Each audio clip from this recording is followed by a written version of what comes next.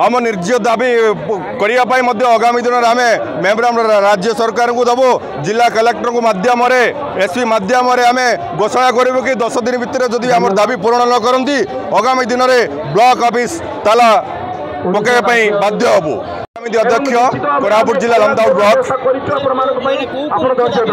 आपण मैंने देखुं कि जो सरकार ये पंचायत राज व्यवस्था को जो लोकों सरकार जो मोहनमारी सरकार जो लोकों को आस्था दे आज जो शासन गादी आसला 15 मास पर जो लोकों को अणदेखा कर जो शासन को संकुचित करने लगी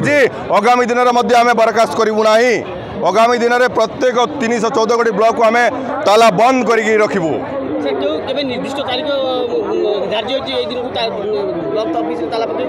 आम निर्जीय दाबी करने आगामी दिन में आम मेमोरांडम राज्य सरकार को दबू जिला कलेक्टर को माध्यम एसपी माध्यम आम घोषणा करूँ कि 10 दिन भितर जदि आम दाबी पूरण न करती आगामी दिन में ब्लॉक ऑफिस ताला पकड़ाई बाध्य हबू।